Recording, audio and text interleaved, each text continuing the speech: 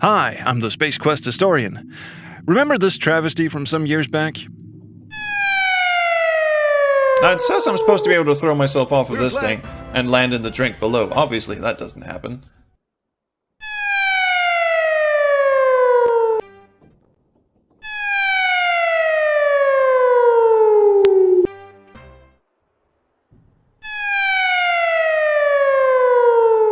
Now, my big problem is I can't seem to find the spot where you can throw yourself off the edge. Although I distinctly remember being able to throw myself off the cliffside here and actually land in the water below. However, when I try to do it, it just seems to hit rock instead. Yeah, this was me back when I just finished my ultimate Space Quest playthrough series, trying to replicate something that I remembered being able to do as a kid. If you hang around on Estros in Space Quest 4 long enough, 2 sequel policemen show up and begin chasing Roger. Now, essentially, this is the game telling you you've been taking your sweet time and it's going to be a dick about it, because you really aren't supposed to be able to get away from them. This is just a death sentence, like most of Space Quest 4 now that I think about it. But still, I distinctly remember being able to dodge them as a kid. I just couldn't record it and show it to the world back then because there was no such thing as YouTube back then. And here, years and years later, when I finally get the chance to show the world that yes, it can be done, well, wouldn't you know it, I forgot how to fucking do it. Now seriously, I kept trying this for over an hour and eventually I had to give up. I just couldn't do it.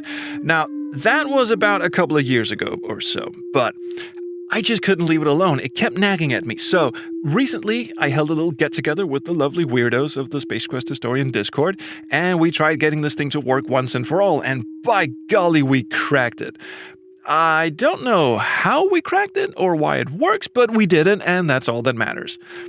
Well, sort of. It would be fun to say that I now have a reliable strategy for getting it to work every time, but can't really make that bold claim. There is some chance involved, some luck of the draw. See, these guys don't move in a set pattern. When they appear, the game plays a cutscene that shows one of them heading off to your time pod, and the other one just sort of heads off to wherever he feels like. So, from what we could gather, this second policeman, I'm just going to call him Mark since he is voiced by Mark Siebert, he heads off in the direction of the player. So, if you're standing near the lake, he'll head down the stairs. If you're over to the left, he'll head in that direction. Now, here's the kicker. This doesn't actually mean he's chasing you. This isn't Revolution's virtual theater. Characters don't know what's going on different screens than the one you're currently on. So, while it seems like you're getting chased around by these guys, what's actually happening is that the game is running constant checks on where you are currently, and then a very short timer counts down that dispatches either of the sequel policemen in your direction. And it's usually the Mark guy, because he's the one that's patrolling, looking for your ass, and the other guy, we'll call him Orpheus because he's voiced by Orpheus Hanley.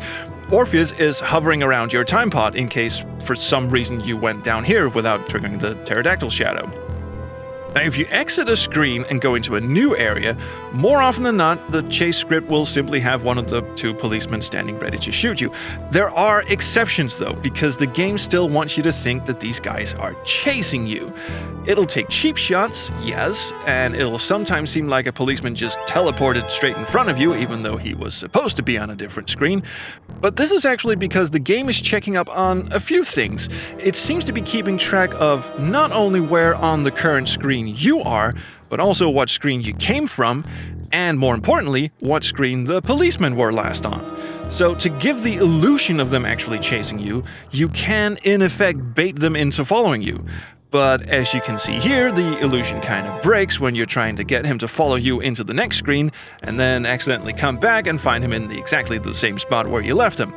Now remember, the game only runs these checks on the screen you're currently on, so as far as the game is concerned, when you exit the screen, the policeman on the previous screen stops existing. Instead, the new screen just knows that there was a policeman back there earlier, and it knows that because he was over there, then he's supposed to come in from that side to chase Roger after a certain period of time has elapsed. But not always. Like I said, it also checks the position of Roger. So if you're close to the edge of the screen, the policeman won't come in because you're effectively blocking him from entering. See, sprites in Space Quest 4 are solid. Characters can't pass through each other like they can in, say, Day of the Tentacle. This can lead to some frankly hilarious results if you time it just right and somehow manage to trigger the policeman's appearance, then run up to him and get in his face. He'll just get stuck there, unable to continue his chase script and unable to play his shoot his gun animation. Fun times. A sequel policeman. Better keep a low profile. Hello. Did you make a shot? Waiting. He doesn't fucking care, does he? Where's he going? Wait, you can go left on this screen? He's gonna pass me. He just... You're in his blind spot Oh, again. and then he shot me. From behind. Sneaky move. So to actually evade the secret policeman, you need to do it from over here, because you need Mark here to head over to the left instead of going down the stairs. And you need him to do that because then you're free to throw yourself off the ledge on this screen. On any other screen on Estros, throwing yourself off the ledge is an instant death sentence, but on this screen, Roger will actually land in the lake below and survive. And if you do that, and the staircase is clear, then you can head up the stairs and arrive at their time pod. Now, whether or not the staircase is clear can be a matter of chance, so there doesn't seem to be a foolproof strategy of getting this to work, but if you toss yourself in the soup from this screen while standing on this ledge, you stand a pretty good chance of making it up the stairs. Now, I know what you're thinking. Can you steal their time pod? You can't do that. No, you can't. But you can make it back to your own time pod.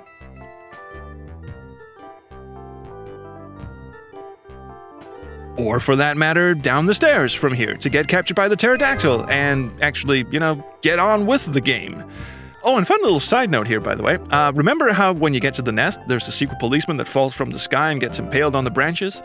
Yeah, there's actually a sprite of a rotting, decomposed secret policeman in the resource files, which was meant to be there if you came back to the nest the second time. And there is code in the game to make this rotting secret policeman appear. It'll just never fire because thanks to some lazy programming, you can never actually get back to the nest a second time because the pterodactyl only shows up once.